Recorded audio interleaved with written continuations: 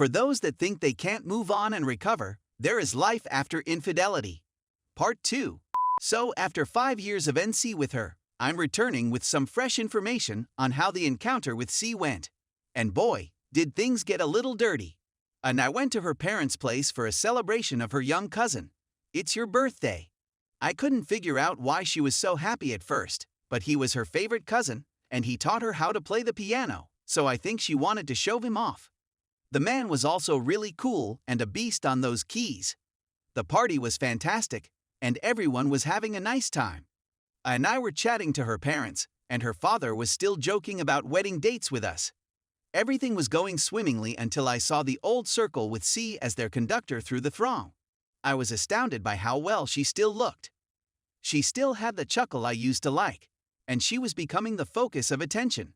I wasn't quite ready to face her yet, so I looked aside so she wouldn't see me. After a few more hours, the party is winding down and everyone is preparing to go. Says she'll be right back and goes to the restroom, leaving me to chat to some folks who inquire about my graphic design skills. After a few seconds, we are all summoned from her living room. C and are having a screaming battle on the backyard patio, almost coming to blows, all while their older sister is attempting to calm them both down. C begins ranting on about how I was taken from her, and how it had no right to pursue me since sisters don't pursue one another's lovers. Then you should have left your legs closed, I yelled back. C shoves her elder sister out of the way and tries to swing at her, but blocks it and was ready to knock her down until I stepped in between them. This was plenty for me. I was sick of witnessing the lady I loved and her ex, her sister at one another's throats. This stuff was coming to an end. I pushed her to the side, checked A, and shouted at C, "What the hell is wrong with you? Hello, this is your little sister." She suddenly broke out of it, and as she looks at me, for the first time in years, she whispers, her voice quivering, "You came." From the living room to the garden, everyone's gaze was fixed on us. I felt terrible for their parents because they were so ashamed. Her eyes welled up, and she requested if we could speak about it. I knew there was no turning back, so I immediately said okay, but only on the condition that it remain with me. She attempted to explain that she wanted us to discuss alone, but I told her that this was not going to happen. Either she stayed or I walked. It didn't make a difference to me. I wanted it to remain since I don't have any secrets to tell her. She had opened up to me so much that I couldn't keep her out of this, not with her own family. She is now a member of my family, and she deserved to be a part of this. We made our way to the pool area when the conversation started as follows. "So, what's the deal? C, you're in excellent shape. Blue was always your favorite color, and it still is. It's wonderful to see you once again. I'm not going to fall for her trap, but I'll be nice. Thank you very much. What exactly is going on here? What exactly do you want? C, I understand that I don't deserve anything from you, but I just wanted you to know that I had been thinking about what I had done to you for a long time. You were so kind to me, and I completely botched up the situation. Believe me when I say that I have no clue what I was thinking when I did what I was doing. Me, that's an obvious lie, and you're fully aware that you're telling it." C then starts to shake and moan, and ultimately stops. C, I'm not sure how much of this you're aware of, but App and I were married and had a kid. I gave her the name because I thought it was appropriate. I was starting to become agitated. After 3 years of marriage, we spoke about the name we'd like to give our first son, daughter. Elkan, if you're a young buck, if you happen to be a female. I grew up with an aunt named, who was a big fan of C when we were little. Even was taken aback by the fact that she continues to name her kid after my grandmother, which caused me to get enraged for a time. I have a sneaking suspicion that C did not tell the baby's name to her family before giving her away. I felt a warm embrace around my hand as I stroked it. We looked at each other for a moment before C cleared her throat and gave her sister a scathing gaze. C, how is it that she is still here? This is just between the two of us. We don't exist in the first place, believe it or not.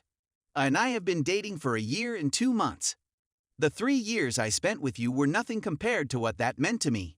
I turned to gaze at her. She is just wonderful, and I want to have a long-term relationship with her. I was sobbing and grinning at me, and she was grasping my hand strongly in her hands. It felt a bit uncomfortable, to be honest. Whatever you say to me, you also say to her, so be careful what you say. See, she's had a thing for you for a long time. She used to write love poems and read them to her stuffed animals while you pretended to be at home, which was very entertaining. No, you're not supposed to be with her. You're supposed to be with me instead. Me, smiling at her, you wrote poetry about me, didn't you? Do you mind if I have a look? They're really lame, a heated face said. Me, please allow me to serve as the arbitrator.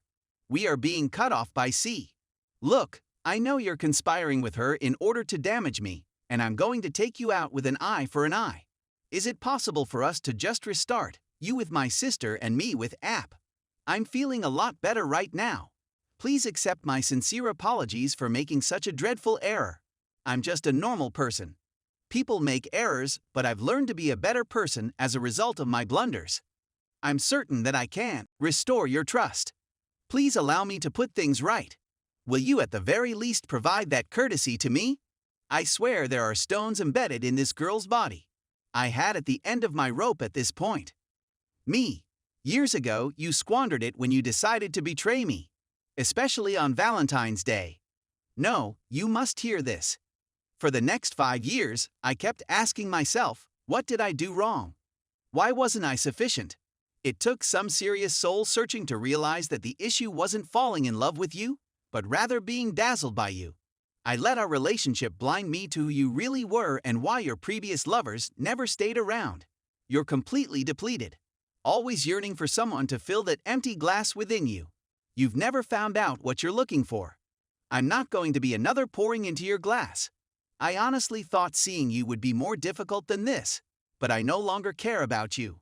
I spent a lot of time with new people, new activities, and new locations to help me recover. We had a good time, but we've grown apart. I don't recognize the girl I grew up with when I look at you. Just someone who has to get their act together. I've discovered my one and only. And the letter is A. I adore your little sister. And I'm hoping that one day, when the moment is perfect, we'll get married. Do you want to make amends with me? Be a more responsible sister. Stop fighting and get your stuff together. You were once her hero. Begin by attempting to recoup those points, and then go from there. C was in tears and trembling like if she had been hit by a bomb. She knew right then and there that this was the end of whatever reunion she had planned. She was attempting to say something, but she eventually sealed her lips and nodded her head to me, as if accepting it. She then requested to talk with alone and summoned her eldest sister. As a result, I gave them some room. All of the sisters sobbed and held each other at the conclusion. I believe they finally reached an agreement. Their mother, who was watching them, looked at me with tears in her eyes, grasping my hand, and began thanking me. Their father also thanked me and gave me a hearty embrace. This whole situation was overwhelming. I sobbed in my arms when it was finished. She continued thanking me and said that C had given us her blessing and that she loved me. She also asked if it was okay if she remained with her sisters at home with the family for a bit, stating they needed to finally completely catch up, to which I replied that it was okay. She urgently needs this. I instructed her to call me when she was ready. Those poems are still owed to me by her. I finally came home to write this. Oh my goodness, what a day! But I'm feeling better. Truly outstanding. I got my piece and assisted my GF's family in beginning the lengthy line of repairs. I never believed I'd receive this, but I did. With my sunglasses on, I can continue to look forward to a better future. To all the women and gentlemen across the globe and on this sub who are reading my narrative, I want to remind you that life does not end with heartbreak. You must keep pushing no matter how difficult it seems. Always aim for greater and never settle with second best. We are not backup plans. We have these scars as memories of how we overcame the worst suffering and turned it into a power. I realize how trite and silly that sounds, but time, patience, and good company can make a world of difference. It's never too late to start. You are deserving. We are all. Thrive, my friends, thrive. This may be my last article, but thank you so much for reading it, and please accept my apologies for the length. I didn't want to leave anything out. Everyone sends forth positive thoughts.